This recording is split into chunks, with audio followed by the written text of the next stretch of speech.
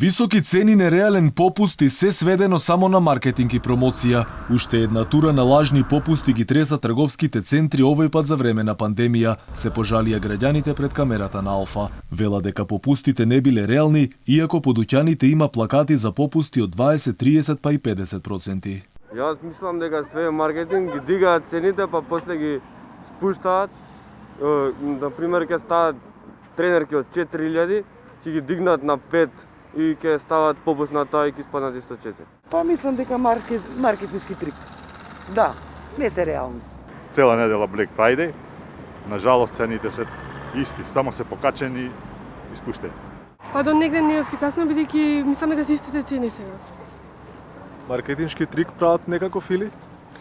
Мислам дека да, бидејќи не е реално први да ги накачите цените, после да ги смалите на истата цена кај што биле. Граѓаните кои ги посетуваа моловите носеа заштитна опрема и држеа дистанца, иако по дуќаните најверојатно поради пандемијата и кризата нема гужви и турканици како други години. Долго најавуваниот Black Friday започна уште пред неколку дена. Попусти има, но некако оние помпезно најавуваните, дека се е на половина цена.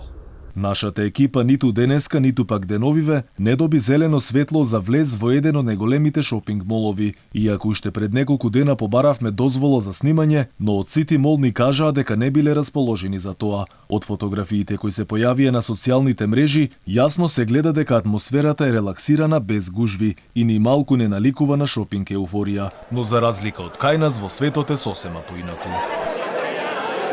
Во Соединетите Американски држави, од каде што потекнува Black Friday, буквално се тепаа да купат производ повеќе во последниот петок во ноември.